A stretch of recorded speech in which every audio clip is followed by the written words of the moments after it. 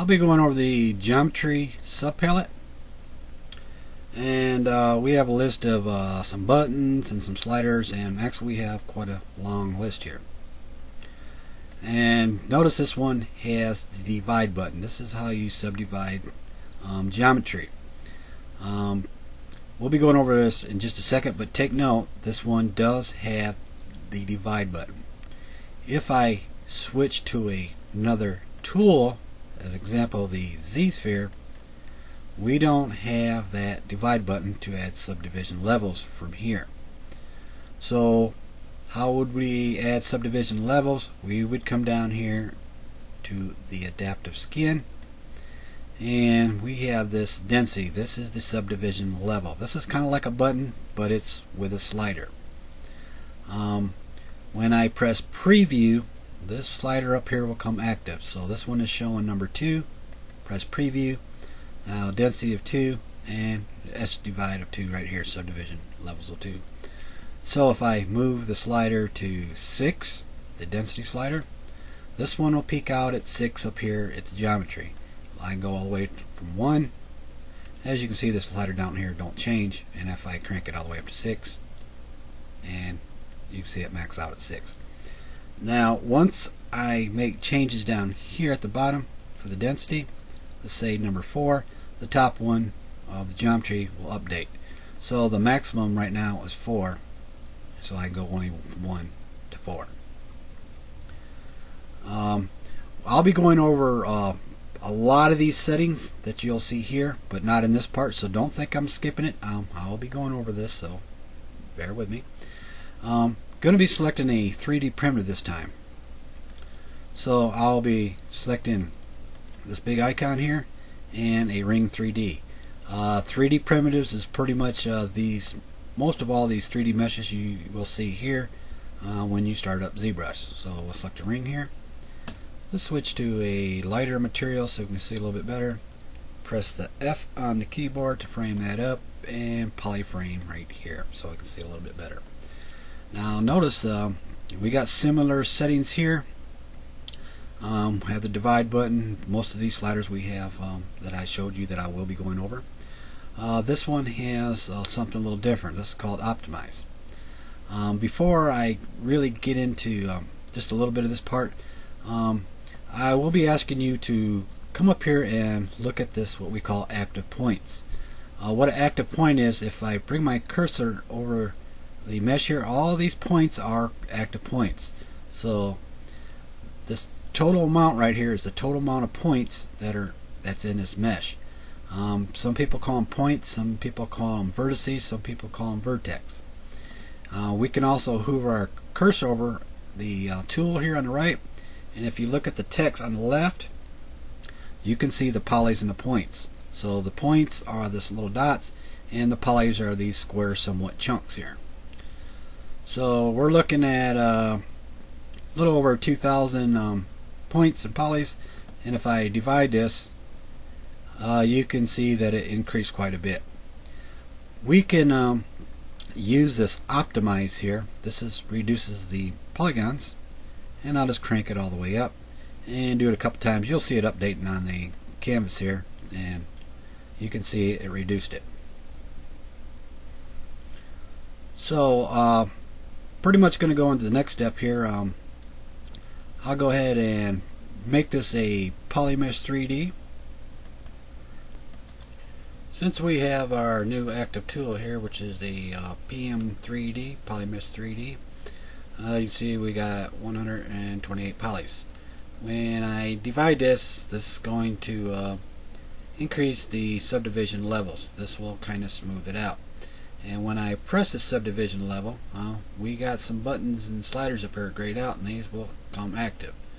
So when I divide this once, and you can see that the polys increased, and the slider come active, and we got some buttons come active. I'll select it again, and the polys increased up to over 2,000. So we're at subdivision 3.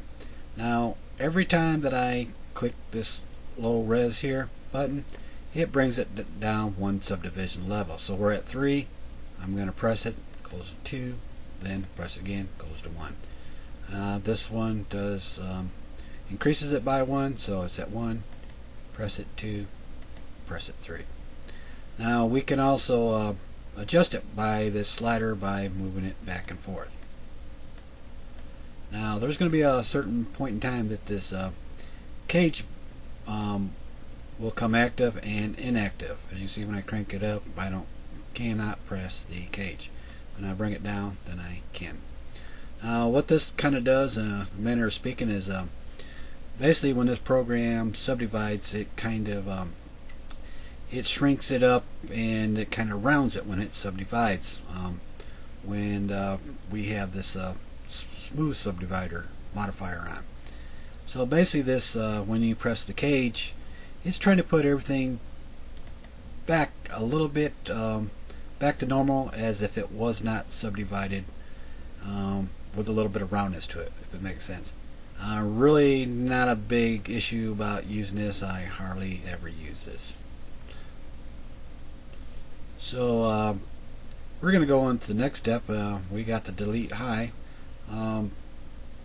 As you can see, it's we got one button active. If I move this over one more, then we got delete low, and then the other button comes inactive. So we're going to add some subdivision levels. If you add subdivision levels and it's not at the highest subdivision level, you'll get this. Let me tone it down a little bit, and it's going to tell you to delete it or basically crank it up. I'm going to crank it up, and we're going to give it 2 more. So I'm going to bring it down to number 3, and it says delete lower. Anything below 3 gets deleted. So I'll press here, so I get from 1 to 3. So let's Control Z that again a couple times to get back. Let me go back a little bit more. Okay, now I'll put it back at 3. Now we got delete high. Anything past number 3 gets deleted. Then number 3 will be our highest. Now we get 3 to 1.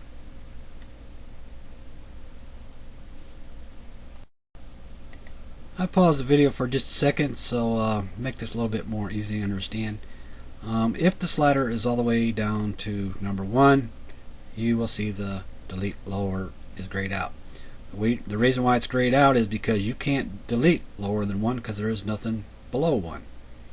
If I come all the way up to the highest subdivision level, well, the delete high gets grayed out. Well, you can't delete anything after 5 because there is nothing after 5. So I'm going to move the slider down to number 3, and my polys are showing at 2048. Wherever the slider's at and I delete the lowest, well, it's going to delete everything below number 3, and our lowest is going to start off at 20,048, and then it's going to reach all the way up at the peak to 32,768. So let's bring it back to 3, and we're going to start off here, 2048, and this is going to be our new lowest one. It's going to start here. So number 1 is now 2048, and our peak here is at 32,768. Now with the delete high, so if we bring it up to let's Control Z this a couple times. I want to bring it back so we have 5 subdivision levels. So I'm going to bring this back at 3. As you can see, we got 2048, and it's going to delete everything after level 3, and number 3 is going to be our highest. As you can see, we can still move it up, and it's number 5 is our highest, but number 3 is going to be our highest when we delete the highest. So basically, when I delete the highest, we're going to have 20,048 as the highest, and our lowest will be 128. So let's try that. Delete highest and 20,048, then our lowest will be 128. Makes sense? It's really easy to understand once you get the hang of it. The delete high and the delete low buttons, these buttons fairly rarely get used. These are not common to use these a lot. I do have another video that will be ready under the Geometry HD that you might need to use these two buttons here, but far as being really important, I would say not. The slider is very important right here for the subdivision level, and I'll be going over that here in just a little bit. This is a little tip before I move on here. I have the demo head out here, and I think pretty much through the rest of this video, instead of me reading out the exact points, and you can't read the text in the video, I'll just give you a ballpark figure of pretty close to what it is, so it's easier to remember. He's got 57,000 points, we'll just say that. What I'm going to do is he's got the subdivision of 3 at the highest, which I call the peak. The highest is the peak, and he's peaked out at 57,000. If I uncheck edit mode and bring out another instance of him and bring him back in edit mode and hold the Alt key and kind of move him down and let go of the Alt key to scale him up a little bit. Now basically this one is the same head, or they're both the same, and level 3 here at 57,000. If I lower the subdivision down to 1 and I delete the high, it's going to delete everything after 1, which will basically leave him at 3,000 points, or around 3,000.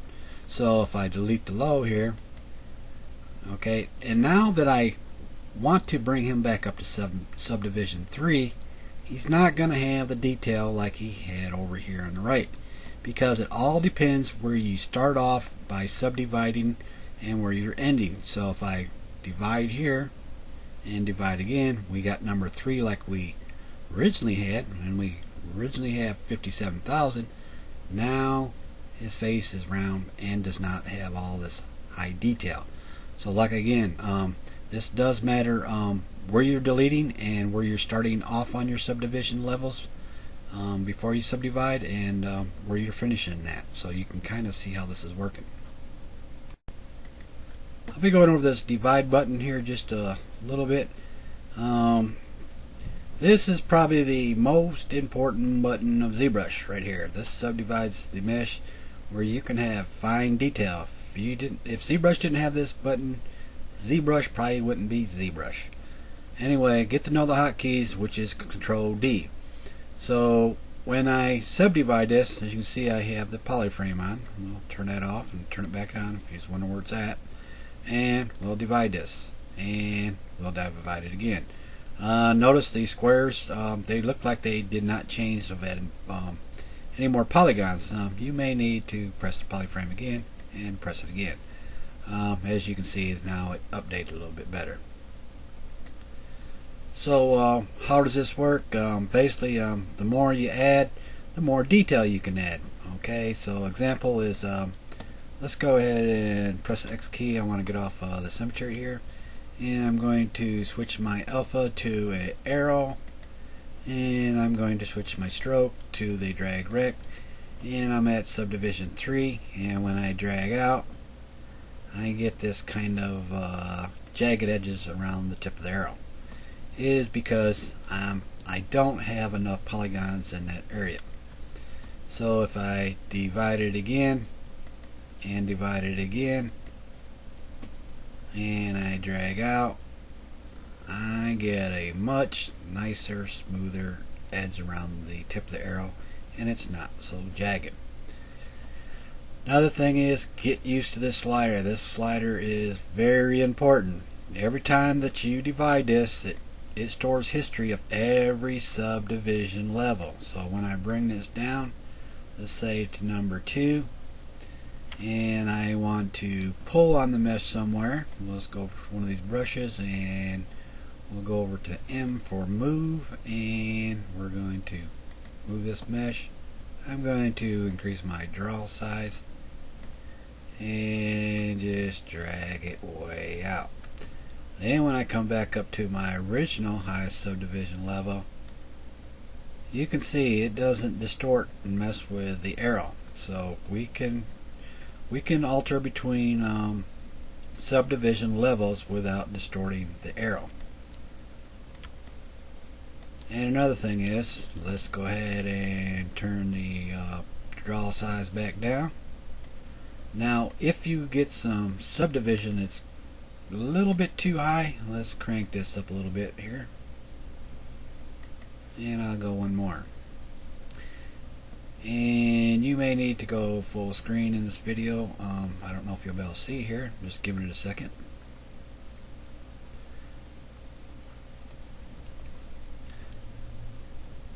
And if I really want to do some smoothing, let's say around this area here, I'm going to hold the shift key and my intensity is 100, and when I drag on it, it's really not smoothing it out. Okay, it's because the mesh is really dense and it's having a real hard time trying to smooth that out much as I want it, and it's not working as I'm expecting it to. So if we decrease this, let's just jump back one subdivision level and just try the next one, and we'll give it a second, and then we're going to try this one. Hold the shift key and smooth it. It's working a little bit better and it's working a little bit faster. Control Z that. Now if I'm getting pretty close there. If I crank it down to 5, I think it's going to work really good for me right there. So we're going to hold the shift key here, and you can see it's really starting to smooth out that tip. And I'm not having to work so much. Just a couple little drags and it smoothed it way out. So basically, if you tone it down a little bit, you can get things to work a lot quicker. If it's cranked up, it might be a little bit slower and it might not work as intense. So let's let it crank up here, and it's trying to subdivide it, so I'll have to wait here a second. Now that it's finished, you can see it now. It's smoothed out over here. Just a couple drags, and once again, if I come over to the left and it's a high subdivision and start moving on it, it's like it's not even hardly doing anything to it. So keep that in mind. Moving the subdivision slider when you need it comes in very handy. When you're subdividing and you are subdividing extremely high, this will cause ZBrush to get a little sluggish and a little slow.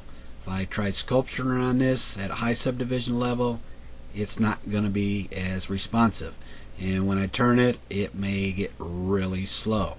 So this is a kind of a factor not to really come over here and start subdividing this to the highest you can and think that this is the way you want to work through the whole model. Typically that's not the way you would want to model. Basically you want to kind of start low, then go to medium and work your way up through the subdivision levels in your modeling. Just not to jump over here and nail it. Most newbies will do that, and I was a victim of that at one time. But anyway, another thing is, when you're sitting here and the cursor's not moving, after a few seconds of inactivity, what ZBrush starts doing is it starts compacting the memory and it starts writing it to the hard disk rather than to the RAM. So it's kind of catching up here, and it might make things improved here while I'm sitting here idling. And another thing is, I'm going to be dividing this mesh here. And when I do, I always look up here in the upper left hand corner, and it will indicate to me when it's finished. So when I divide this, I will come over here and it says Subdivide in UV, so I'm going to wait, and I'm going to wait. The more I divide, the longer I'm going to have to wait. Now if I do it again, it's going to probably take even longer. And if I come over here and start clicking buttons, or I start dragging before this is finished, I am actually putting the load on ZBrush, because it's trying to do something and it's not finished up, and I'm trying to make it do something else. So basically this could cause it to have problems, maybe crashing or freezing up on you. So let something finish up before you go ahead and go into the next step. This is one more tip because this is kind of important in this area, and this will help out some of the newer people here. Let's say that I want to make this my base mesh for my head.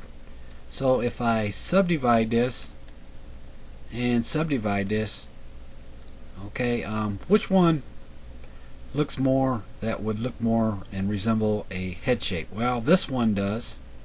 Of course I could subdivide it more, but I want to get the lowest I can right now. Well, the cube don't look nothing like a round head. This looks pretty close, and this one looks alright. What I like to stay around is not too low. Too low would be the cube, and I don't want to stay kind of low. I like to bump it up just a little bit.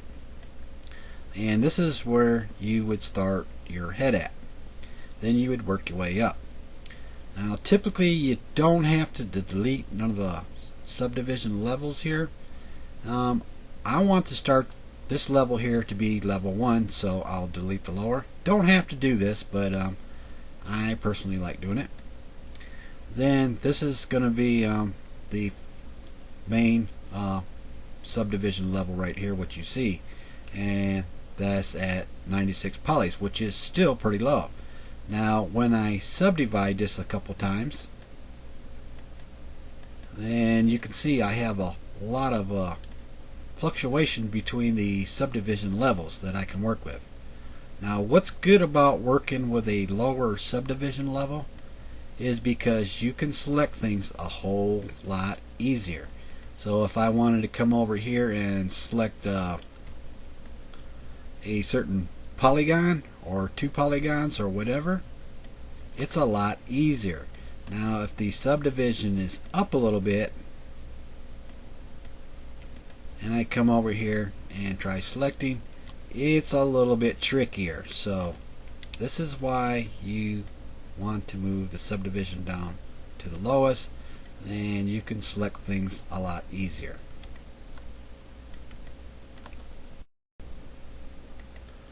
Be going over the free subdivision levels. Basically what this does is if I was editing on this mesh in different levels, right now I was on level 5, and I was doing some fine detail. Well, it's going to store all the information on all the levels, and it will drop the model to the lowest subdivision level. Because there's going to be certain tools that does not like subdivision levels, and this free subdivision level will come in handy. And I'll just show you. For example, I'm going to be using this slice curve here, and Control Shift, and we're going to drag, and when I let go, I'm going to get this message say the mesh is composed of multiple subdivision levels, and it's not going to work. Let me turn on the polyframes here. So even if I turn it to the lowest one here, I'm still going to get the error. So this is where it might come in handy one way. So what we're going to do is we're going to freeze this and give it a second. Then I'm going to go ahead and Control Shift, and we're going to use that slice again. And I will come over here and uncheck this. Let me turn off the polyframe for right now. And this is going to reproject it back, and I'm going to get all my detail back.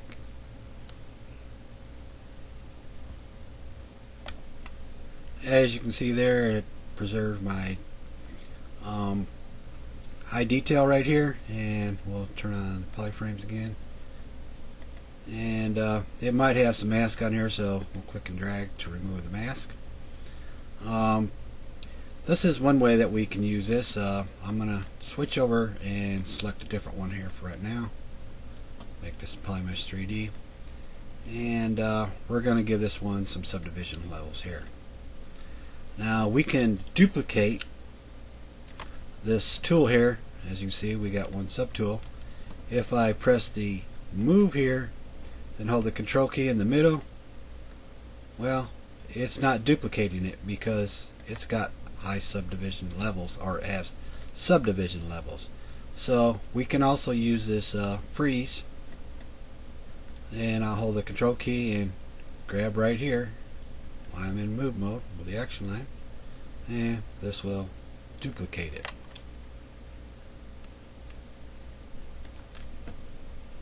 And we can unfreeze it here.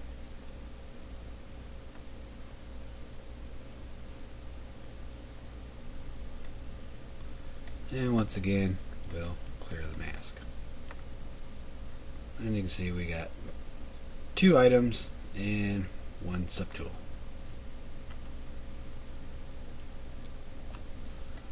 This cube here has some subdivision levels here. As you can see, everything's masked besides this front square. And I'm going to do some extruding, and I'm going to press the move here, and you can see my action line here. And I'm going to hold the control key, and I'm going to click this little white circle here and drag out. Then I'm going to let go. Then when I extrude it again, there should be an edge that starts right here. It should be my new edge. Control key, drag out, and let go. Well, there's no edge right here. So this means the extrude is not working properly because it has subdivision level. We're only getting 1 extrude. I want to extrude it where every time I let go I have a new, what we call, segment or edge. Control Z that. So we're going to freeze it right here. Then when I hold the control key and drag, I'll hold the shift key so it straightens out, then I'm going to let go. Then I'm going to do it again. Then there should start my new edge right here. Control key, click, drag out, and let go. Now I have my new edge every time I extrude it and let go. So once that's finished up, I will unfreeze it, and let's go ahead and clear the mask. You tone that down a little bit more, and you can see how that works. I'll be going over the smooth modifier here. This determines how this is going to be smooth when I subdivide it with this button. So we got this cube here, and we got the edges that go all the way around the boundary edges, and we have none in the center going horizontally or vertically. So when I divide this, it's going to get really rounded because it has no protection. Usually you'll get a harder edge if you got 2 edges that are very close to one another. So if I divide this and divide this, it gets very round. We'll Control Z that. Now if I turn off the smooth modifier and I subdivide it once, if you don't see the edges now, you may need to turn the polyframes on and off, and now you can see I got some edges that go horizontally and vertically. So if I turn the smooth modifier on again, it won't be as rounded as I did the first time. Control Z that, Control Z that, Control Z that. So once again, this has no protection now, and you can see how it kind of shrinks up like a ball. Control Z that. Now I'm going to uncheck the smooth modifier. This time I'm going to divide it twice with no smooth, and there's 1 level of protection, and click it again and we'll turn on and off the polyframes. Now you can start seeing we got some more edges going horizontally and vertically, and it's protecting these outer perimeter edges from shrinking up and smoothing out. So if we turn the smooth modifier on now and divide it, you can see it's not getting so rounded up like a round ball. This is the SUV. This is Smooth UV, and the button next to it's the Recalc UV. Now this area I probably will not go into full detail, is because this is something that's not commonly used a lot. There might be a time that I might even skip over a button because I don't think it's that important, and it does nothing but prolong the video. Basically, I will give you a little information about it. I don't have a lot of experience in it, so I'll be right up front with you on that. When this is pressed, it's associated when you press the divide button or edge loop. That's if it has the UVs assigned to it. So if we come down here and we go down to the UV map and we press Morph UVs, this is the UVs here, and you can check them when you smooth it out. Now basically, I think basically what this is designed for is if you have a model that's got a lot of hard, sharp edges and real kind of boxy, you might want to use the smooth UV. We'll just turn that back off here. Then we're just gonna move on to some better stuff. I'm gonna go and press the Control Shift, and I'm gonna try to select me one polygon here, and we can subdivide this polygon, but it will bleed off and subdivide off in different directions. So when I press divide, you can see it divided in this area, but it kind of bled off to the left and up here. Control Z that. This also is the same with mask.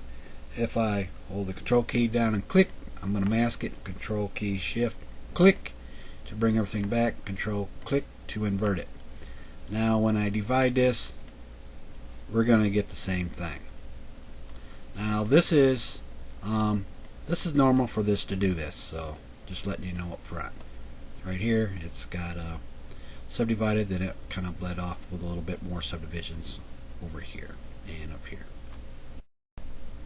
Okay, I have another cube up here, and gonna explain why you might want to mask in certain areas. One reason is because you might not want to add a bunch of polygons to the whole model. You might want to add it to just part of it. Let's say I want to do a lot of detail in this area and maybe all the way around it.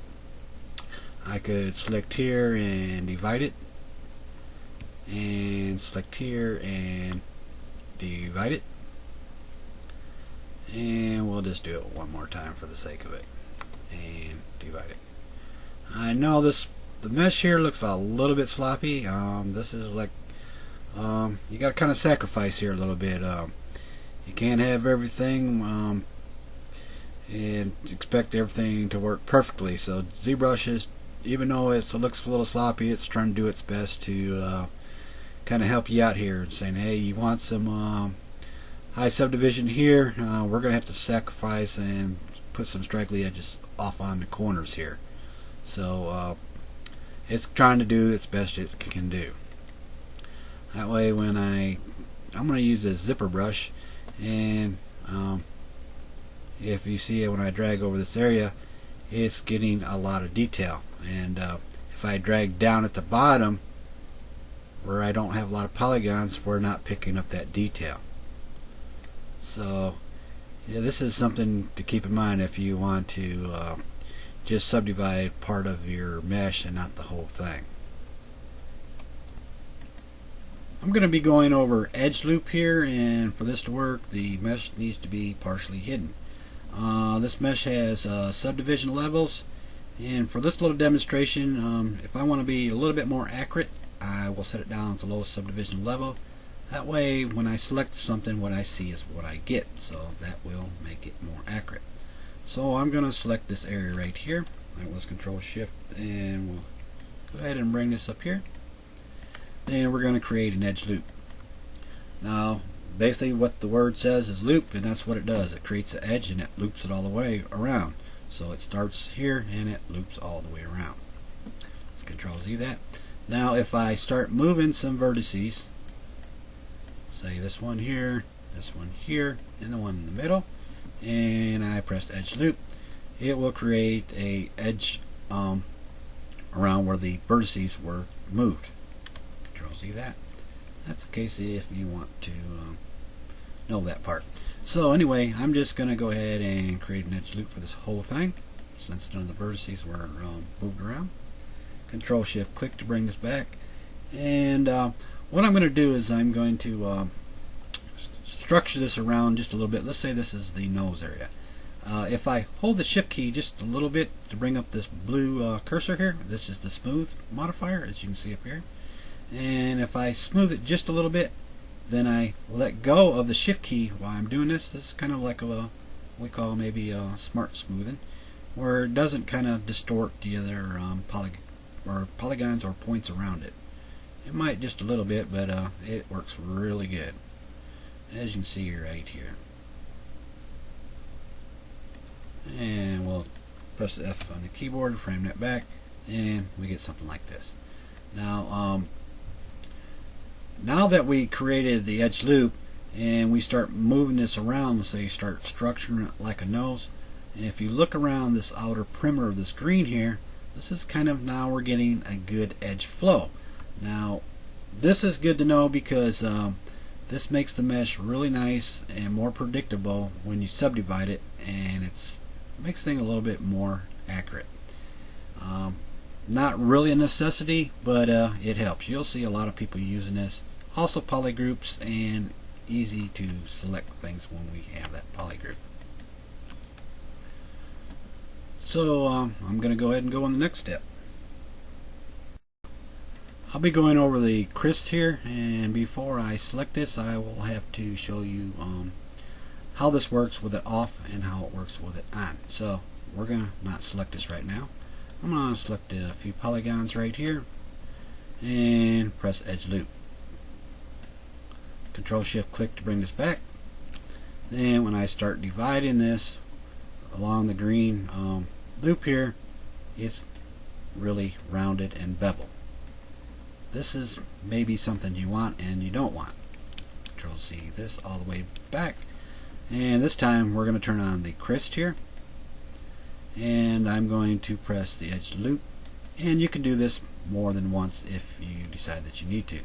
And when I press that with the Crease on, it creates two edges that are very close together. Then when you get this two edges close together, it protects the edges from rounding off, and you'll get a crisper edge. So when I divide this, you notice that we are starting getting a nice hard crisp edge.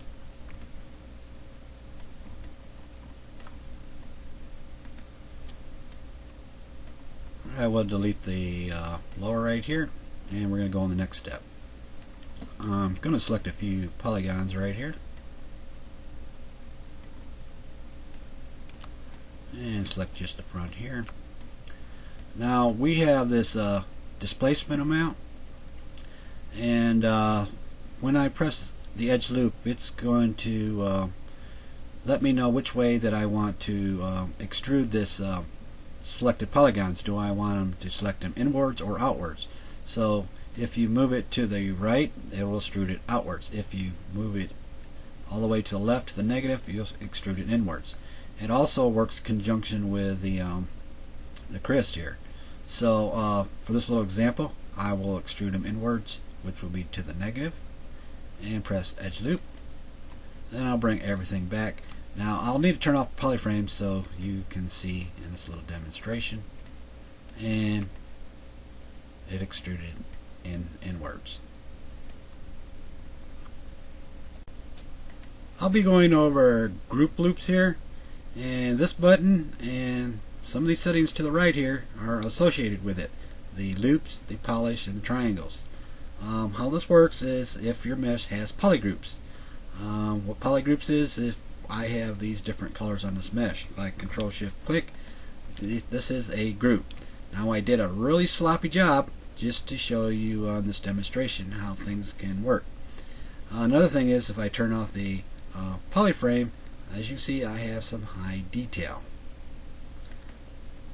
Alright, now I'm pretending I'm making a head. I got some eyes, a nose, and a mouth, and I want to set up some loops for this. So this does not work with Subdivision Level, so if I press the group loops here, it's going to tell me this function cannot be applied to a mesh with multiple subdivisions level. Well, what I can do is press the free subdivision level. It'll bring everything back down, but it will allow me to use the group loops now. So anywhere there's a group, it's going to put a loop. So if you can sounds like it kind of rhymes, so this is the group, and it's going to put a loop around the border edges of all these separate open areas right here. So let's bring this back, and this is going to determine how many loops I want. So we're going to leave everything at default, and I'm just going to press group loops. As you can see right there, it did a really nice job, and actually it did a super good job. Everything is real nice, and we'll bring everything back and Control Z that. So like I said, this determines how many loops that I want around each open area here. So if I bring this down to 1 and group loop this, then you can kind of see how that works. If you set it up a little bit here, as you can see, I kind of got a little jagged around here. You set it up a little bit, it helps correct that quite a bit. Then we got this polish here. This polish here is pretty much what you will be going over the clay polish down here, but this polish applies every time that I press this group loop, and it will smooth out these loops. So if I for instance, we'll have no smoothness to this these loops, so if I press group loops, you can see it's not really smooth. We Control Z that, and if we crank the polish up and group loops this here, it's a whole lot better. Now keep in mind, if this can smooth out your model quite a bit too also, so but in this case mine is I have a free subdivision level. This will in some cases will not only smooth out the loops, that'll smooth out your whole model, so be very careful, and you can kind of mess with this slider and you'll find out. We got this little circle here. If it's, you can open it and close it. If it's, you know, the smaller circle that's closed, it's going to smooth it a lot, and because it won't maintain the shape, and it'll get really smooth. Just experiment and you'll find out what I'm talking about. Then we have this triangles. I would recommend highly to have this on, especially if we're going over kind of round areas, because what's happening is when it's trying to make a loop here. Let's go ahead and I'll just make one here. When it's trying to cross some of these edges, so you can see I have my edges going straight up and down and left to right, and when I start crossing them another direction, well, it's going to try making some triangles, and it's going to make it a lot better. If you have this off, it could be, well, let me just show you. So we'll turn it off, and it's a little bit messy, and basically have this on, and without getting into whole detail, you'll be better off. Because anyway, if I have this on here and I press group loops, and I'm going to focus in on one of these areas, let's say this eye up here. Before I do that, I'll just make just a polymesh 3D. So basically this is all I got right here as a tool, so we can kind of see. So I'm going to kind of zoom in this area. I'm going to bring it in a little bit closer, and we have some triangles. As you can see here, we got 1, 2, 3 points, and basically up around all the corners. 1, 2, 3, 1, 2, 3, and 1, 2, 3.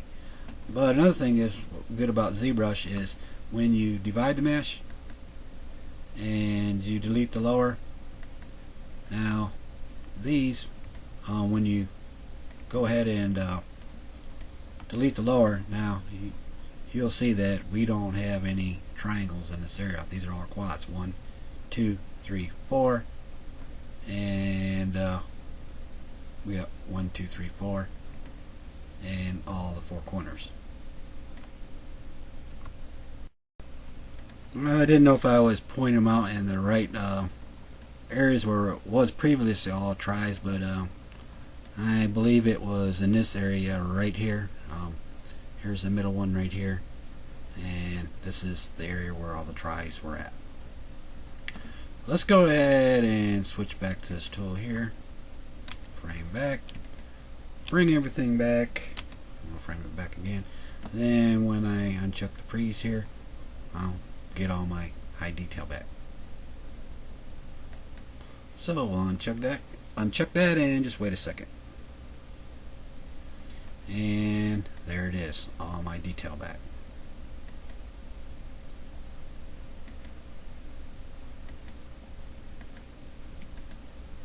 And I'm going to clear the mask on that also because I had some mask into it, and you have to clear it when it's done. Alright, I'm going to be going over this crease option right here and uncrease and some of the sliders here. So before I select crease here, I'm going to divide this to show you what's going to happen. Well, it's going to shrink it up and it's going to get real rounded. Control Z this. Now this time I'm going to come over and press crease, and when I press this, you will have to turn on the polyframes, and you should see some dotted lines because I creased all this because all this was visible. So in other words is if you look up here around the edge, there should be a little dotted line. Now this is kind of designed for ZBrush only, and if I tried exporting this, this will not keep the crease. If you want to export some harder edges, we'll use the Crease here. So since this is creased here, I'll divide this, and every time that I divide this, it's not shrinking up. Let's turn on and off the polyframes, and you can kind of see how it's kind of adding some edges in the middle. Sometimes you got to turn this on and off so it's kind of visible. So well, you're probably thinking, well, that's not too interesting that the cube did not shrink up, but there is some things that you can kind of do with this. So let me go into the next step, and I will Control Z this back. And I'm going to be hiding part of this mesh here. Let's go down and make sure my display is on for the double-sided. There we go. And I want to crease just the visible here, so I'll press crease. Then when I divide it, you can see how it kept all the edges, and it's nice and crisp right there. I'll try zooming in one more time and see if you can see it. I doubt if you can see it in the video, but it's there. So when we uncrease something, instead of just coming over here and press this button, we'll hold the shift key and press uncrease. This uncreases everything. So now when I divide it, it'll start rounding up just a little bit more. So let me Control Z this back a little bit here. Bring it back to the original cube. Now if we have the C tolerance too high, it will not crease. So there's no crease on here. I'll divide this one time. Then I'm going to come over here and crease all this. And I've been messing with this crease level right here. That's why it's probably a little different than the default one right here. I'm at level 4, and what this does is I need to press this divide button 4 times, and then I'm going to stop. Anything after 4 will start smoothing. Anything before 4 will keep a harder edge. So in other words, I must press this button 4 times, and it will still stay creased. 1, 2, 3, 4. Since we have 4 here. Anything after 4, it's going to start smoothing when I divide it. As you can see right there. And once again, I can come over here and I'll shift click the uncrease to uncrease this, and then we get this nice kind of hard edge modeling cube here. Well, now a sphere, sort of.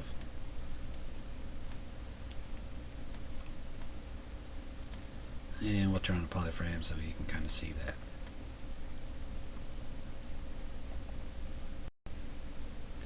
This is the equalized surface area.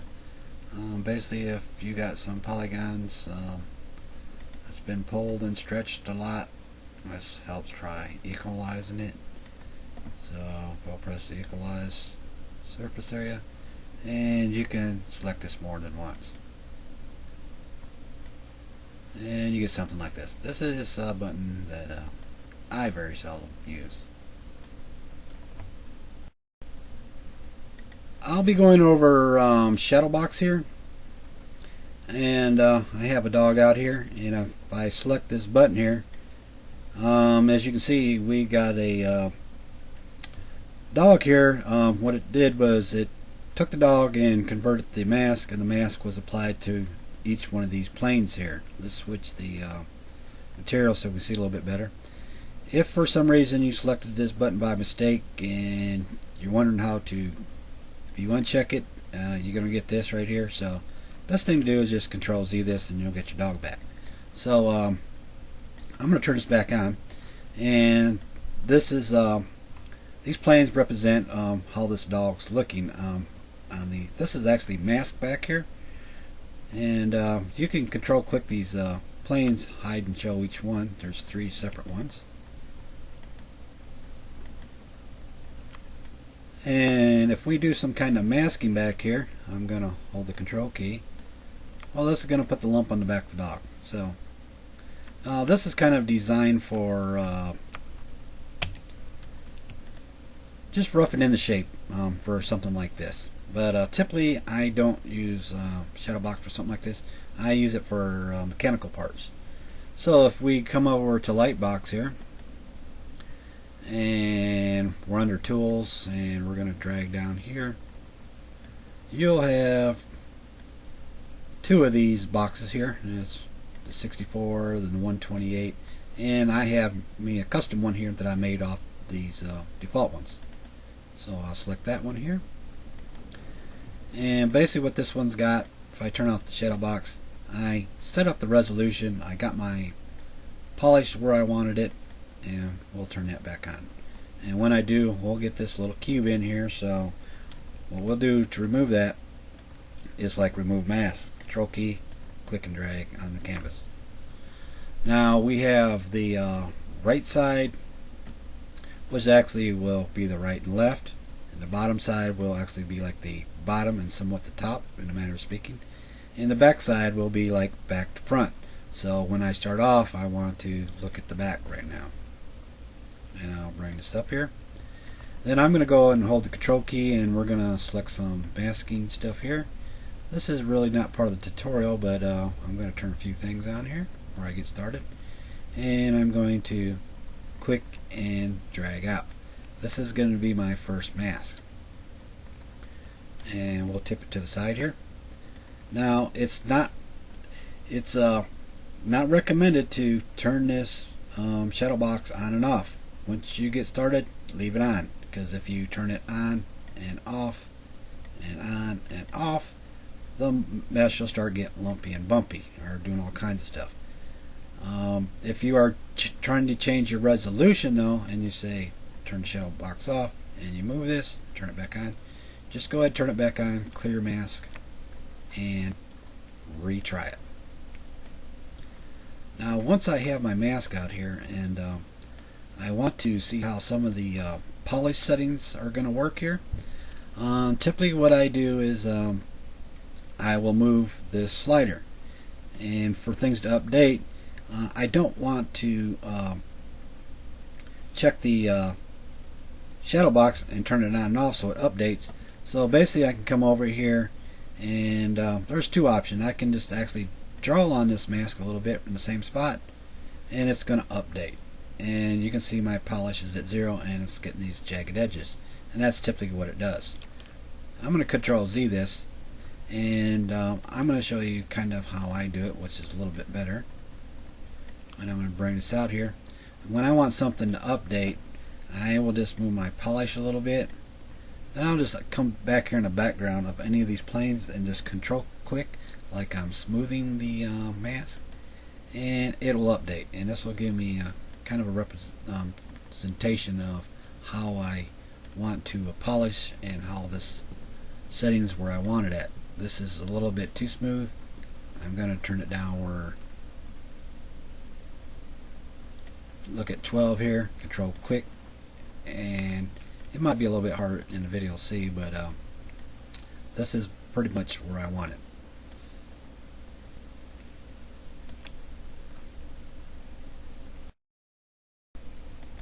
Now we can also turn on the transparency here, have to tip a little bit so it updates.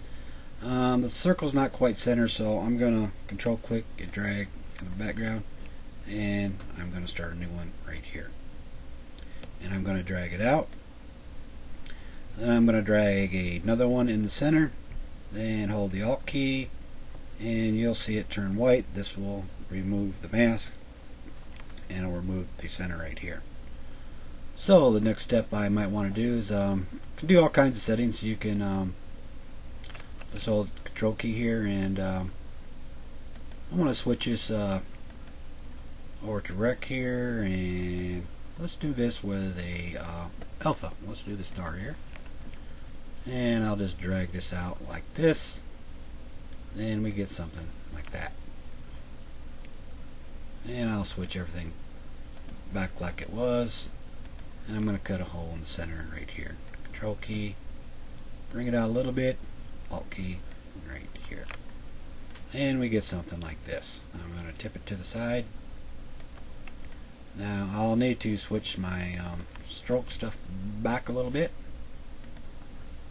Let's go ahead and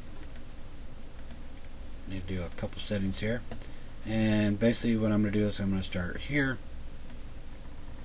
and I'm going to extend this to the front a little bit. It's going to make it a little bit thicker. Then we'll get something like this, and I want to cut a hole while it's right here, so I'll bring this down here and hold the Alt key. Let's move this over with the space bar just a little bit. Now the Alt key, now I'm holding the Control and the Alt, and we get something like this. We'll turn the ghost off and transparency. Then you'll get something like this. You can make a lot of good stuff or cool stuff, and I would highly recommend, instead of getting into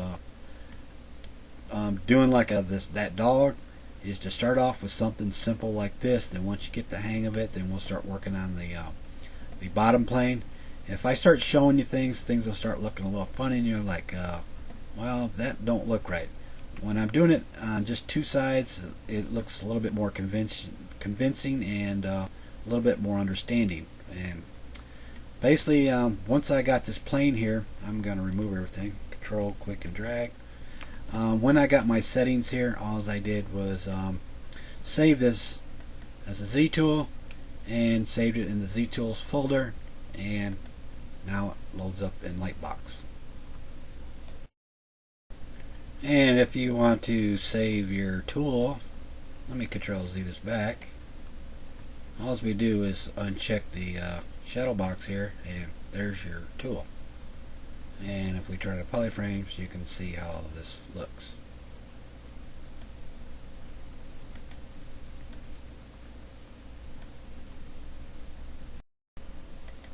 I'm going to go over clay polish here, and before I get started, I'm going to have to kind of explain what clay polish is, because that'll make a little bit more sense when I explain this. Another thing is, now some of these documents got me a little iffy, so anyway, keep that in mind. So I might not be 100% accurate, but I'll keep close as I can. So before I even get started with this, I'll go over and explain what clay polish is. I have the polish brush selected here, and if we look at the sphere and we look where the light is shining on it, it's got the same shininess no matter which way I move this. Now when I polish a certain area, I'm going to polish right here.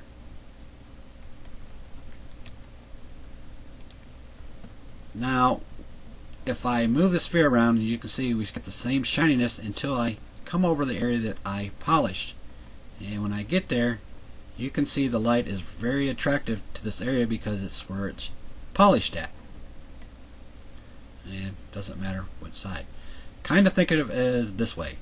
If you ever seen somebody polish some shoes, if they rub on it long enough, it'll start getting shinier and shinier. And if they rub on it too long, it'll start flattening out. And you can see right between the two areas here, we got this high raised peak right here. So let's get started. Basically what this clay polish does, it's it's a combination where it can do a couple things at the same time. I'll just hold the control key over here so you can kind of see. I'm not going to read the whole thing, but it has the effects of polishing the surface while sharpening and cleaning the angles. So this is going to affect the whole model here. Alright, before I even go through each one of these settings, it'll affect the sharpness and the softness at the same time, depending which one I have selected. And so let's go ahead and get started. So you may need to go full screen on this video to see what I'm talking about. Now we have this maximum curvature and the minimum. This is where you set the curvature for the maximum and minimum. Once again, I will hold the control key down through some of these so we can see just a little bit what I'm talking about, and it will make it a whole lot easier for you to understand. Basically, I'm not reading the whole thing, but what this means is, this slider is set to 25. This means that any portion of the mesh that has angles higher than 25 degrees will be smoothed out. So what is an angle? Well, this is where it gets a little iffy, and I'm not sure. I'm assuming the angle it means by the angle of the slope, because not the angle of the edge. You get the angle going straight up and down here. I'm assuming where it has a slope in the angle. So in other words, without getting real technical, the maximum, what I usually do, and if things don't work, I usually shove it down one way to the left, and then if things don't work and still that way, I bring everything to the highest value. So in other words, if you press this clay polish brush and you don't see any effects, move the slider one way or another and you'll see more effects. So keep that in mind. Not even going to go over this part. By default, everything seems to be fine, but there may be a time that you may need to move this slider in different values. Let me set my draw size back down. Okay, we're going to go over these sliders. This is the sharpness slider, and then one next to it is the softness slider. And as you can see, each slider has another slider almost the same name below it. So the softness one here has one called repeat softness. The sharpness one here below this one has the repeat sharpness. What the sharpness does, it's actually where this high raised edge is at, and you can increase this, the intensity of this, by moving this slider. So basically I'll just press the polish so you can kind of see by default, and everything. Now when you polish, it's going to smooth a little bit because I'm using a little bit of smooth at the same time. So this is kind of a combination of two at the same time. We'll Control Z this, and I'm going to increase the intensity up a little bit.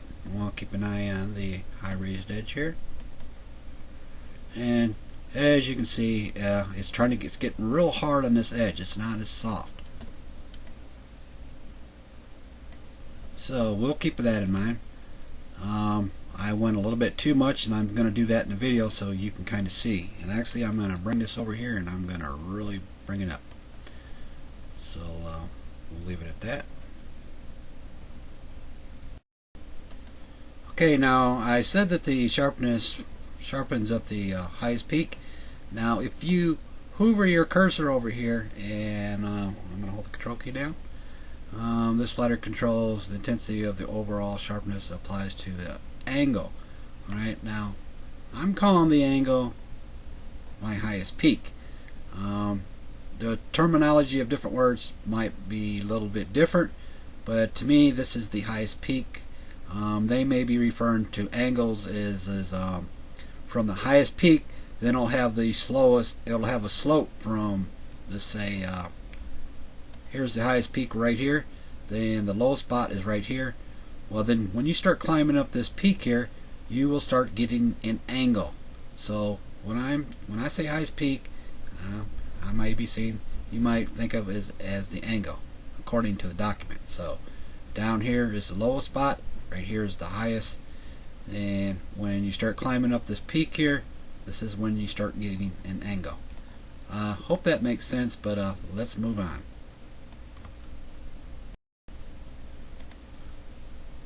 Now I got this, we went over the sharpness here, then we got the repeat sharpness. These two sliders work in conjunction with each two.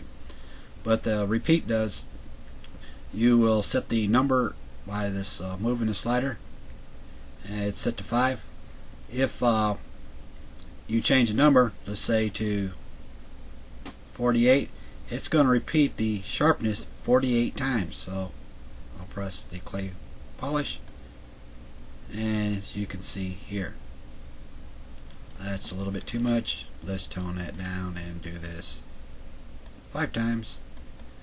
Now keep in mind, when I'm moving the sharpness here, we're also applying the softness at the same time. We're running both of these at the same time when I press clay polish. So if I was to come over here and crank up the softness, see, nothing happens because I'm running softness and sharpness at the same time. So keep that in mind.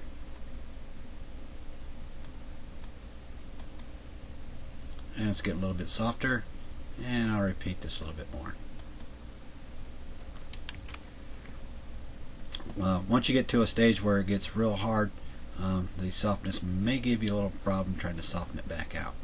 So that's another thing to keep in mind. Let's Control Z this back here, and then we can kind of see how this smoothness is going to work here, soft. Make sure the sharpens down, and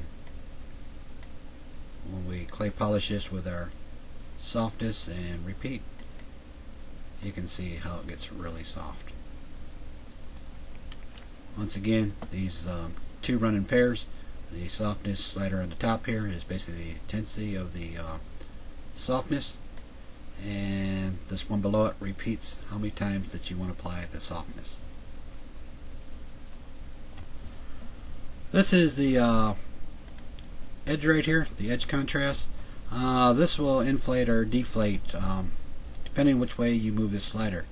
If I move the slider to the right, which would be positive, so you see if I move it just a little bit, jump right up to 20. Basically where all these high raised edges are at, it's going to raise this up even more. And keep in mind is now that I have the edge on here, I am also running some of these other settings at the same time. So now I'm running the sharpness, which I don't want on, and I might want a little bit of smooth on. So keep that in mind. Just when you press this button, now I'm running some more settings. So I'll press this one time, and you can see how everything's kind of getting raised out. It's going a little high right now, more than I want it to, but this way you can see it in the video. So it's kind of inflating in this area. Control Z that, and we'll go to the negative -20 and press here. And everything in the high raise area is kind of going, it's deflating and going inwards. So basically this slider jumps quite a bit. Control Z that. So if you want to, if it's going too much for you, just come in here and type a value once it's highlighted. We'll type in -4 and press the tab key to get out of here, and we'll press the clay polish, and we get a look. And we can press this more than once, so we'll press this again, and you can kind of see how this works. Control Z that.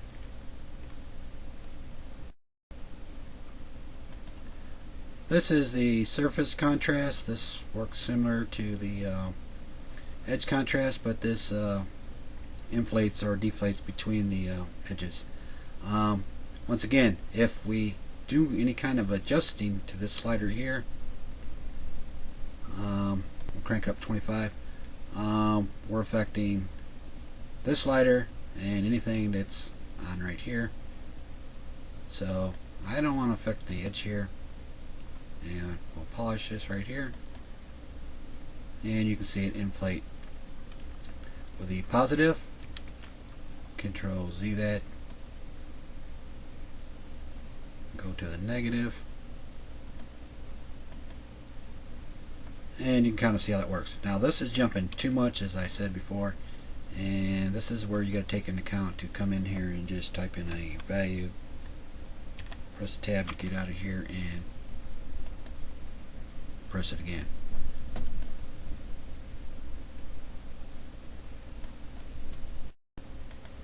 Since I went over the clay polish here, I do want to make one last comment. ZBrush is about having fun. You don't need to know every technical detail and think that you need to understand it, because sometimes when you get technical it can be a little confusing, and that's when it takes out all the fun. So basically what I'm saying is, even if you didn't understand some of the stuff that I went over, just bring the mesh in here and start having fun and moving these sliders around. You don't have to get into knowing how everything works. Now, since I went over a few of these settings and showed you some tips and tricks, sort of, how things work, on how to basically move some of these sliders back instead of running a bunch of these at the same time, now this might be a little bit of value to you later down the line. So don't worry about understanding anything. Just bring it in here, move these sliders around, start clicking buttons, and you're gonna have a lot of fun. This is kind of a comparison right here, though. One on the right is the finished product with the clay polish applied to it, more of a stone type face, compared to the one on the left, which is the original. I did notice when we are messing with these repeat sliders, if I press the divide button, I will get this error message. I'm at my highest subdivision level and it's not letting me divide.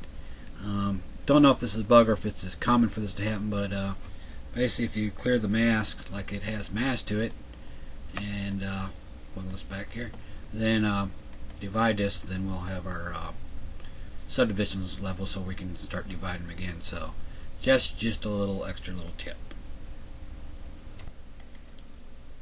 I'll be going over Dynamesh here, and as you see, I brought in another mesh from another 3D package.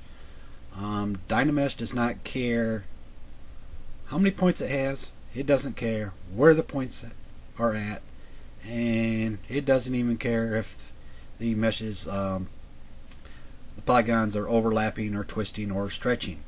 It works just basically on volume. And when I press Dynamesh, it will create a new skin over top of this. We'll replace this one here, and everything will be evenly distributed. So when I press the Dynamesh here and give it a second, and we're going to go ahead and hold the Alt key and kind of zoom in here, everything is evenly distributed. You can see all the polygons. Bring that back.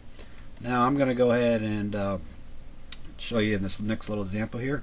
Control Shift and drag. We're going to hide that part here. I'm going to mask this with the Control key, and when I drag the Control key out, I'll hold the spacebar down to bring this over a little bit and let go. Now I'm going to need to bring everything back. Control key, Shift key, click on blank canvas, then just the Control key, click to invert the mask. Then I'm going to create out an action line. We're going to go into Move here, and I'm going to drag this out here so it's directly in this direction here. Then I'm going to go ahead and drag this out just a little bit and stop.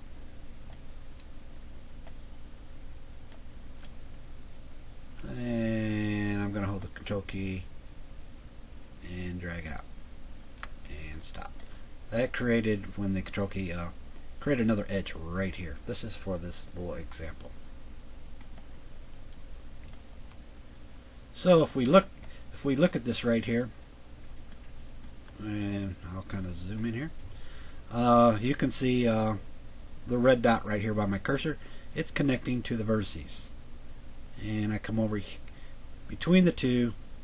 There's nothing in the middle, just between the two here. We got vertices all over here. This is good.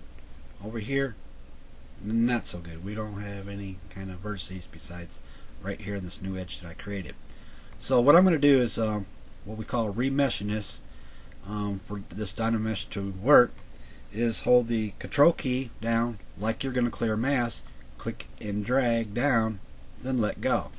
Now the first time it cleared the mask, it did not finish the Dynamesh remesh until I do this again. So control key like I'm clearing mask, click and drag down. And when I do this, notice the polygons on the left are evenly distributed and the ones on the right are not. And when I get done here, the ones on the left will not be affected, and the one on the right will be updated with some evenly distributed polygons, as you can see there.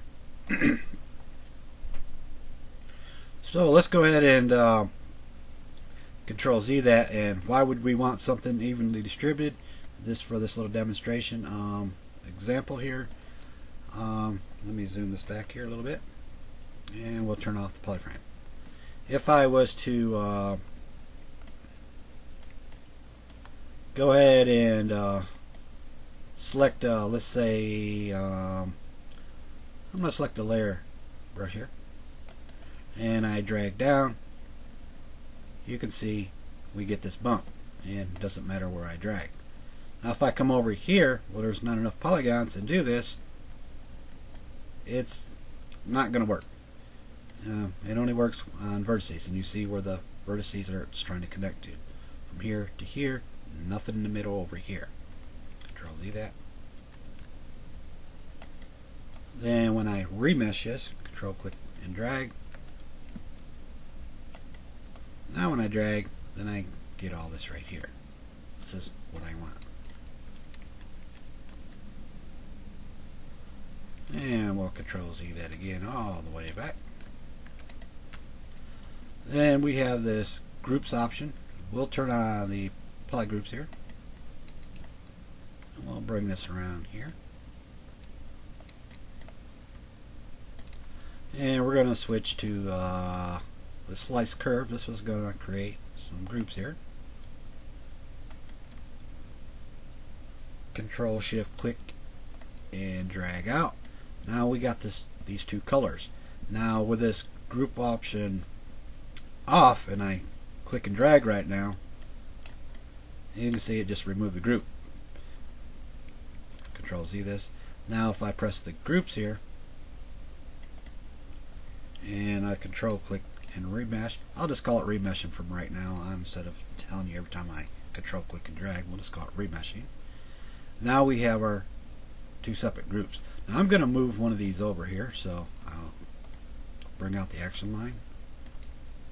Now what I'll do is I'll control click this top one. This way we can move just this top one right here. Notice the groups option is still on, and when I remesh this, these are still two separate groups. You can see the two different colors, even though that this is still one subtool. So let me turn off the polyframe so you can kind of see it's still two separate ones. But if we turn this group option off, this will weld them as one when I remesh this. As you can see, now we lost the group.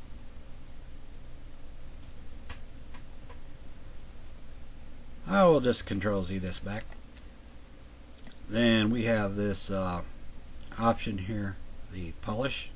This applies the polish to it, and anytime that you apply polish to it, it matters on the clay polish settings up here.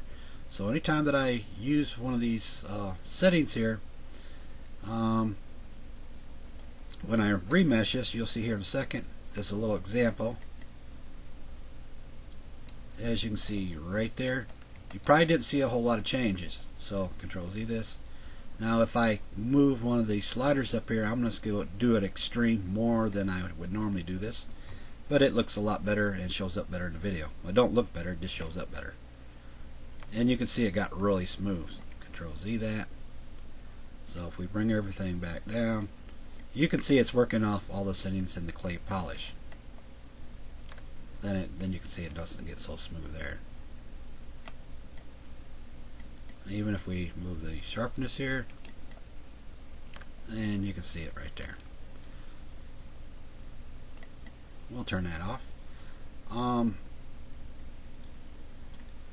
going to go ahead and just fuse this group together here right now, since the button is inactive.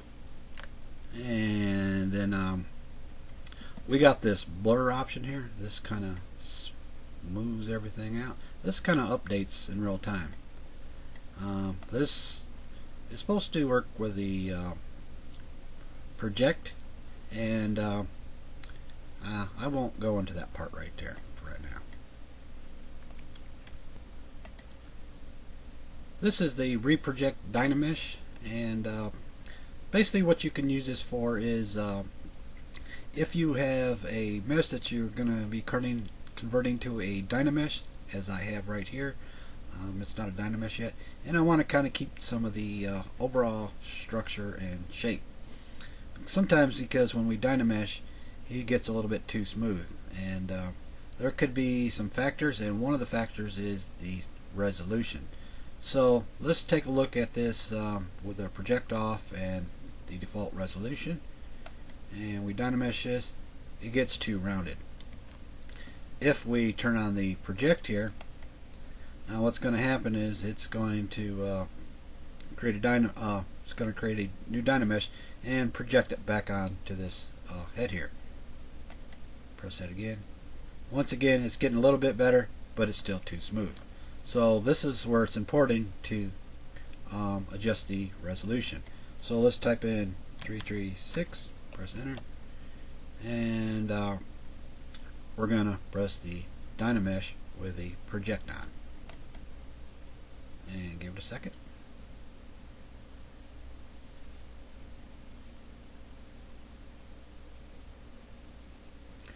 And you can see that how we got this detail that it's bringing on because it's projected back on.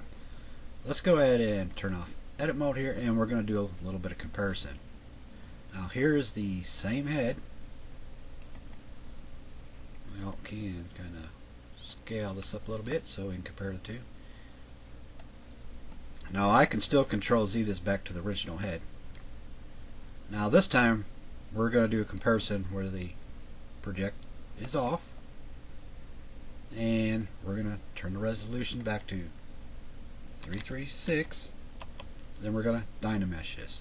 So basically this one here is going to be with the project off, and the one on the right was project on. So let's go ahead and Dynamesh this and compare. Now you can see the difference. This one is not projected and a lot smoother. The one on the right is projected and it's carrying in a lot of detail. Let's go over the resolution slider here. As you can see, I brought in another mesh, and it's not a Dynamesh yet, and we have this resolution slider. This is going to determine how many polygons I'm going to have when I move the slider and press the Dynamesh. If I crank it really high and I create a Dynamesh, well, typically we'll have a lot of polygons, but when I start adding to the mesh, I'm going to start adding polygons, and I'm going to start running out of this room called the bounding area, and it's going to say, you got too many polygons, and it might give you an error, and things are going to get a little slow. So it's best not to start kind of high. You want to kind of start low, because what's going to happen, the more I add to this mesh, the more it's going to start increasing the polygon counts. So we can kind of start kind of low. So as an example, if I press the Dynamesh, okay, I'm kind of happy with this. This is kind of low, but it's still holding the structure. I can deal with that. But once I start adding something to this, like a let's press M here, and we'll do the mesh insert, and I drag out just a little bit, make a small sphere, and I remesh this. If you're paying attention, you'll be able to see the active points. Now it's going by the volume. How large was that sphere when I brought it out? So the larger that sphere when I brought it out here, the more polygons. Control Z that. So in other words, if I bring this out a lot larger and remesh this, we're going to start increasing the polygon points. Okay, so this is why we got to pay attention about how we start off. We don't want to start off too high. Control Z that. Now let's say I got to a point, and the more I add, the more polygons it's going to create. And let's say, uh-oh, I'm coming into a conclusion that I'm getting too high. I need to bring this back down. Well, if you move this slider here, just move it to a lower subdivision or resolution and remesh this, well, you will not see any changes because it needs to have something edited on the mesh for it to make any changes. As example, if I was to let's go ahead and go into the standard here and just edit a little bit right here. And once I edit this a little bit and remesh this, it reduces the polygon counts.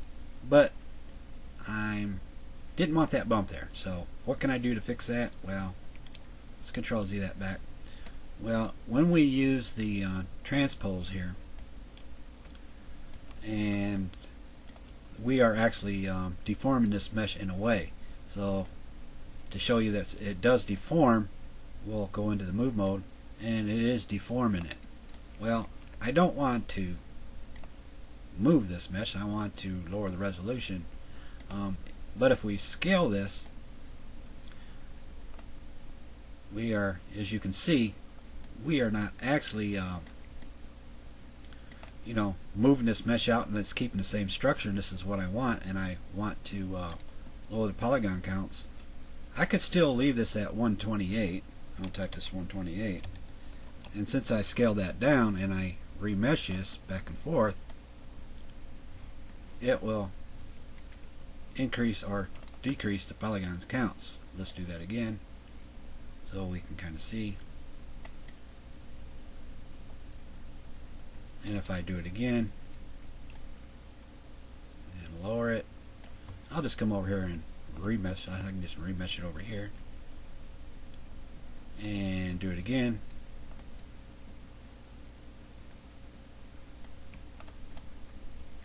As you notice, my barrel is starting to close up here.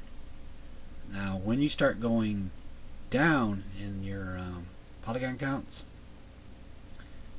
and then you want to bring that back by scaling this, by adding more polygons to it, by increasing the geometry, well, we got more geometry, but it's causing us to lose some detail. Now remember, I'm scaling it with the this transpose. Now this scale and this scale is not the same.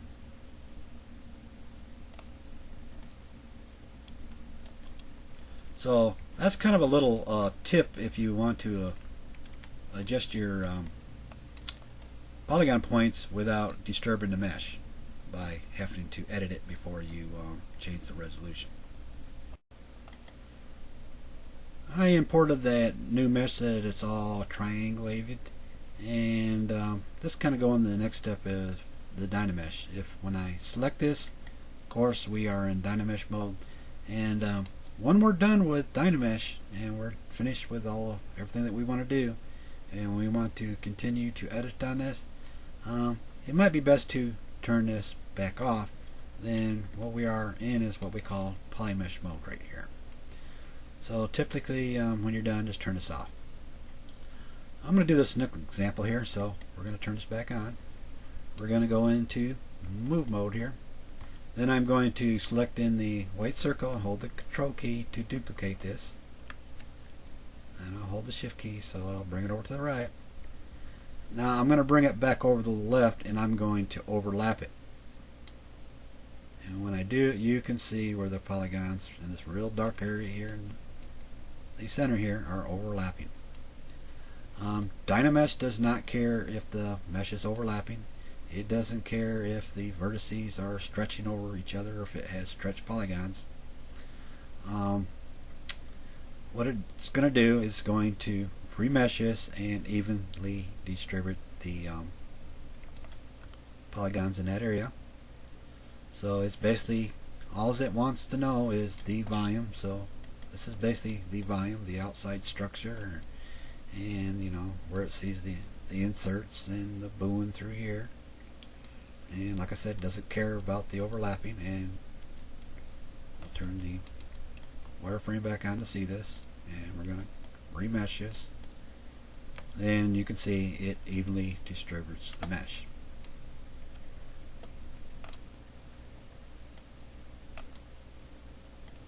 As an example, if I was to use a mesh that would really tear up this geometry here,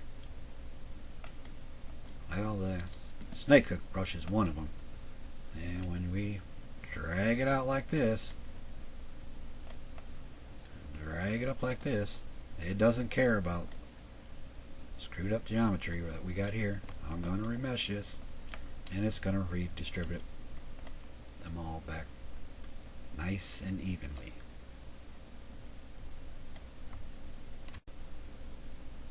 Okay, this mesh here has some subdivision levels, and it's not a Dynamesh yet. So here's the subdivision levels, and when I press this button Dynamesh here, it's going to ask me to freeze the subdivision levels.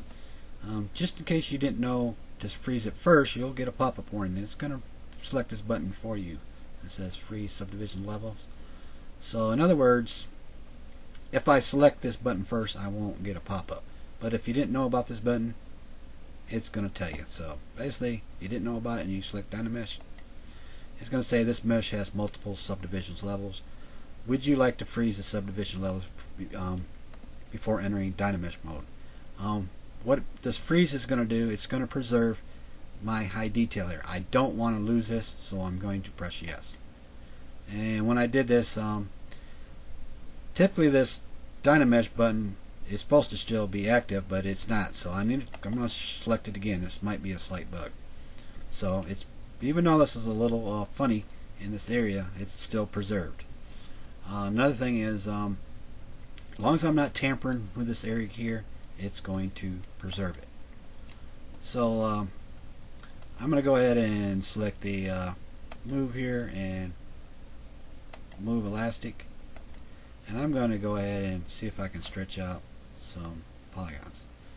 And you can see they're really stretched out over in this area. Let me zoom in a little bit here.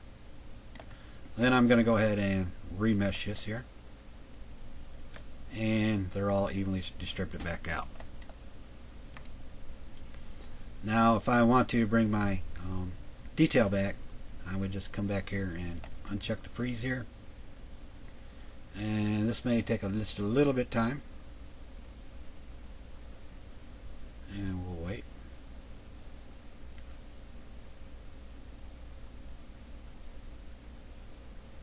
Then you can see we have some sort of masking here. We'll clear the masking, and you can see that it brings back this detail that I had preserved. Another thing is, keep in mind, the more resolution that you have when you are remeshing, the little bit longer it'll take. The less resolution you have, it'll when you remesh, it'll be a lot quicker. Next, I'll be going over the Dynamesh Union Add button and the Dynamesh Union Sub and the And button here.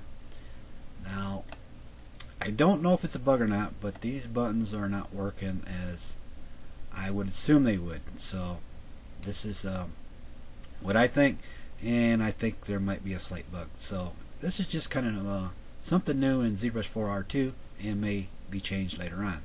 But until then, I will just leave that at that.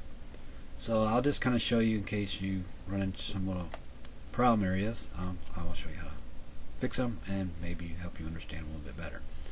So we're going to start off with the Dynamesh Union Add. I have the elastic brush here. I'm going to click and drag out, and I'm going to stretch some polygons and you can see they're stretching out in this area. If I press the add button here and click it, it remeshes it. It's basically the same thing as if I was to hold the control key, clicking and dragging. So that's good. So why have a button to come over here and click? Well, what's good about it is if you are tired of coming over and clicking and dragging to remesh each time, you can set up a hotkey to do that. Control Z this. Well, one of the problems is if I come over here and I use M and I use a insert brush and click and drag, it appears this button is not working. I must clear the mask first and the button will work as expected. Well, typically I would not use the button for this kind of mesh insert. I would just click and drag out and just remesh it twice without selecting the button. Control Z that. Now we have this Z sub here. This works just like the this is basically like the Alt key. This inserts the mesh as a negative. So if we drag it out like this, we would need to clear the mask first, then we would press this button here.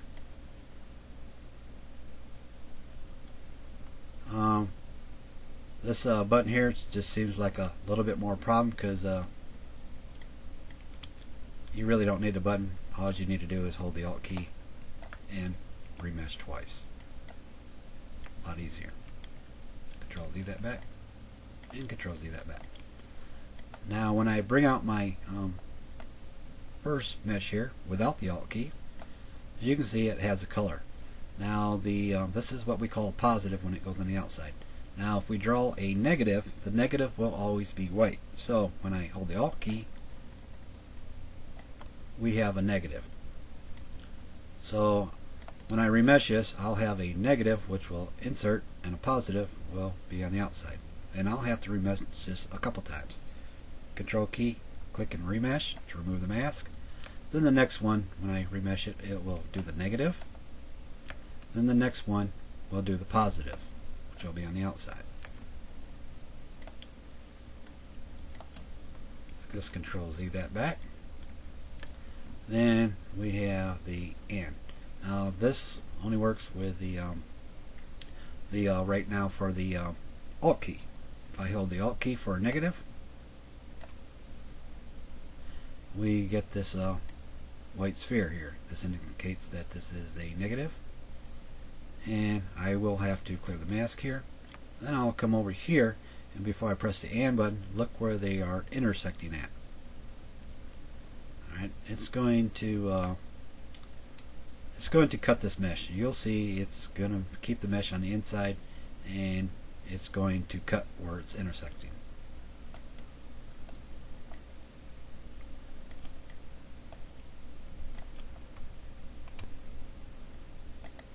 This is create shell here. This is going to put a hole in the mesh. I'm going to use the mesh insert, and I'm going to drag out like this. And as you notice, this has got color to it. This is not what I want because the shell only works on negatives. So we'll Control Z that, and we're going to make sure we're going to hold the Alt key, and we're going to get a negative mesh because this one will be white. Another thing is we do need to clear the mask one time. That's it. Then I'm going to press the create shell, and it's going to create a hole here. Another thing is when it creates a hole, it pretty much doubles up the geometry. So we're going to create the shell here, and we're going to get this hole right here. And when I mean double up the geometry, it's got an inner surface and an outer surface, and this does increase the polygons quite a bit. As you can see, I was messing with earlier, and I have the thickness up to 10, so you can kind of see it in the video. So I'll bring this back here and Control Z this here, and we can adjust the thickness of this hole however we want.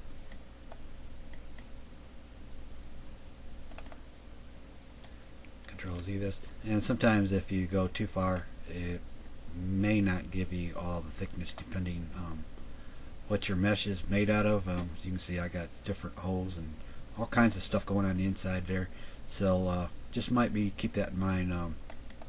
If you go too far, it might not give you a hole in here, so sometimes you may have to tone that down just quite a bit.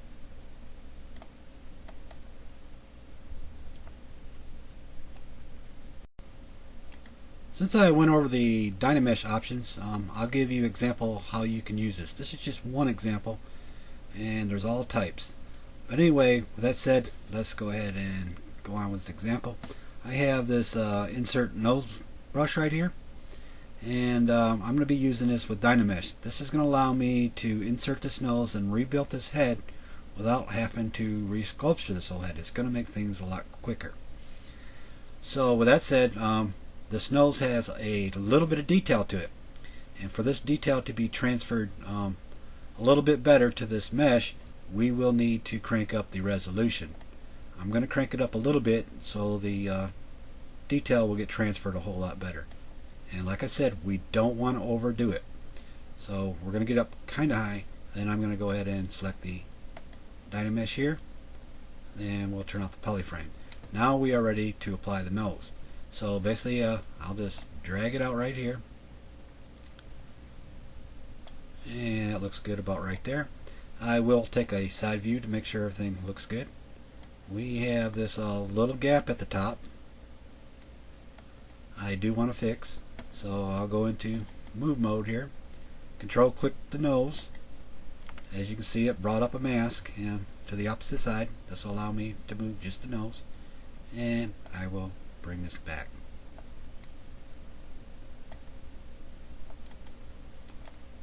And we'll bring this around here. Now I want to have a nice smooth transition between the nose and this head, right here where they intersect. So I will turn on the polish right here, and I'm going to control click to remove the mask. It's not remeshed yet, then I'll have to do it again. As you can see, I have a nice transition of some smoothness right here. So my next step would be to add some ears. Press the X on the keyboard so we can have ears on both sides. We'll come over here, and we have this ear insert brush. Now it depends how this ear was designed and which way I am applying it to this mesh. I have it facing the wrong way to show you, so if I drag out, the ears are upside down. But I can spin it around, but now they're backwards. This is not what I want. Control Z that, and we'll bring it over on this side here. So when I drag it out, they're still upside down, but when I spin it around, they'll be facing the correct way. Now if I look, we have some gaps at the bottom of the ear. Now as you can see, we still have some masking on the head, and if I press move right here and draw another action line, we can still move the ears without having to control click the ears. So we'll move these in a little bit.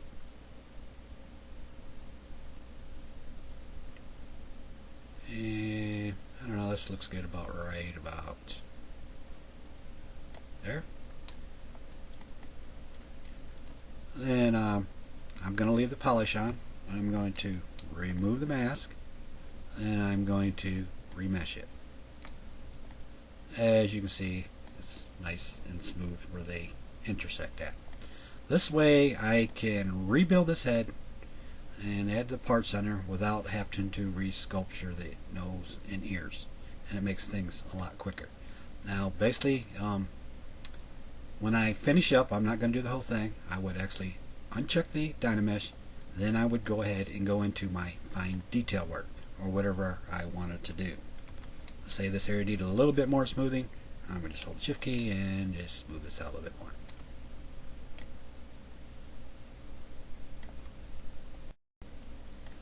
Dynamesh does not support UVs. This is this mesh here is not a Dynamesh. As you can see, it does have texture to it, and we're not in Dynamesh mode. But once we press Dynamesh mode, we lose our texture because it kills the UVs. So I'm going to Control Z that back and show you how to fix this. And basically we want to keep the texture here. We go to Polypaint here and go to Polypaint from Texture, and this creates a the texture as a polypaint. I have very high dense mesh here, and it's applied the texture a lot better. So we can actually turn this texture back off, and you can see the texture is embedded in the right here in the mesh. Now when we go back into the Dynamesh, it will not kill that. Of course I want to crank this up a little bit here, and we'll Dynamesh this here, and we are in Dynamesh mode, and we're still having our texture here. Now there's going to be certain things that when we start editing to this mesh, we might lose a little bit of detail on this polypaint here, so just keep that in mind. Personally, I don't use the Dynamesh with any kind of texture. That's usually towards the end stage. We're going to go to the Reconstruct Subdivision Surface here, this button here. Basically what this does is it's going to try reconstructing this mesh and having subdivision levels. If we look up here, the subdivisions level is grayed out. Now this mesh here is imported and from another package, and it has no subdivision levels anyway. So if I decide that I'm going to press this button, which I'm not right now, and I press it and nothing happens, there may be a problem not having any UVs or something ZBrush doesn't like. So we'll come down to the UV mapped and we'll press A UV tiles. For this instance, I'm not going to press it, but if you're running that problem, come down here and press A UV tiles. So then I'm going to come back up here, and when I press the Reconstruct, you'll see this little slider come up active up here. So I'll press Reconstruct. Now I'm getting Subdivision Levels. I can press this button more than once, and I usually like to keep on clicking this till it reaches the lowest one anyway. Then I can have multiple subdivision levels here.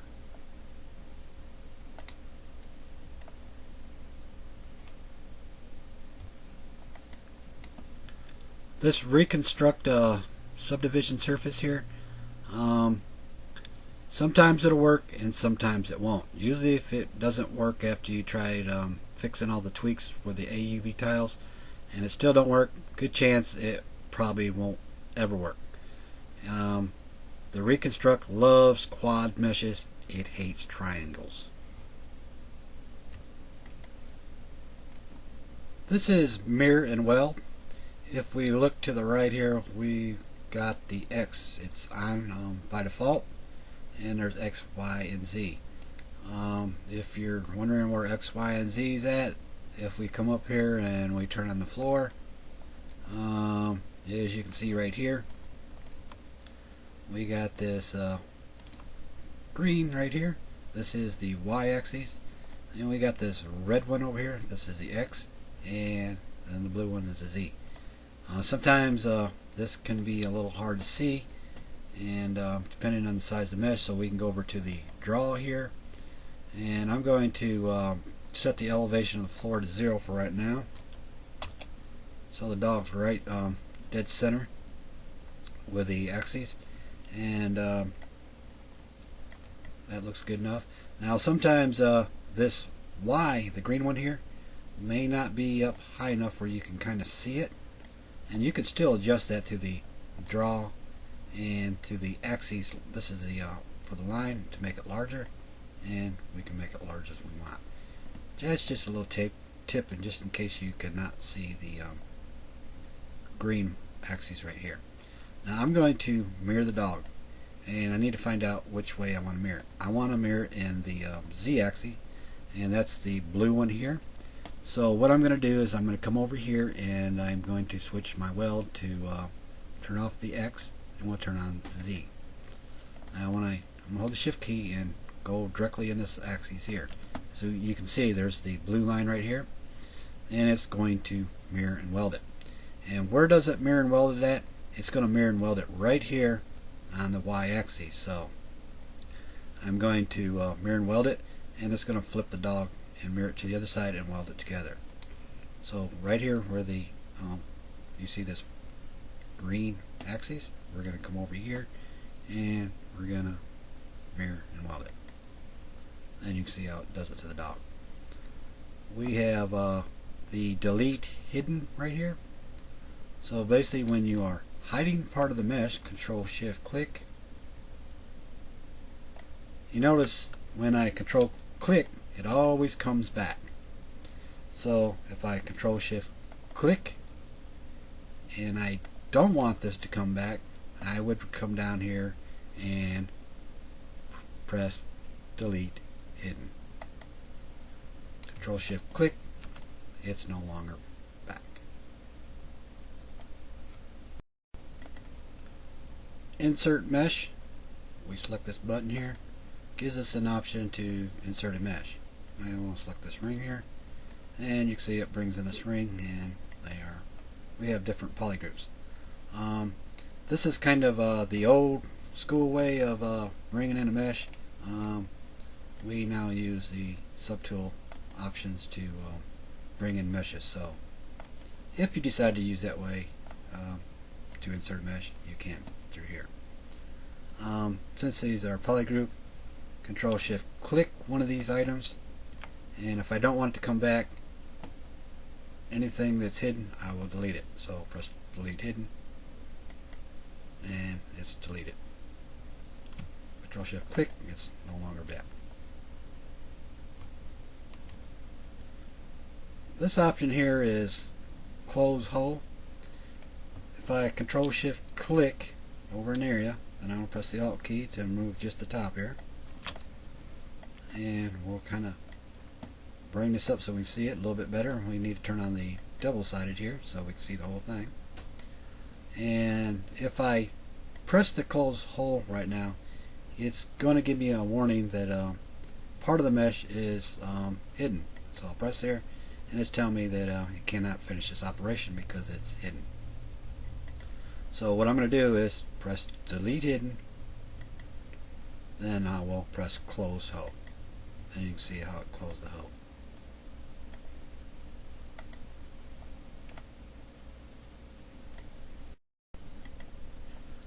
These next three buttons, the optimize point order, the check mesh, and the fix mesh, these are basically utilities. You would probably very rarely use any of these buttons here. The optimize point here, not going to get in a whole lot of detail. Basically what it does is fix some of the point orders, and typically you might not even see any changes when you press this button. Just a utility, not that important. Same way with the check mesh right here. It's it's a utility showing you if there's any problems with this mesh before you export it maybe into another 3D package.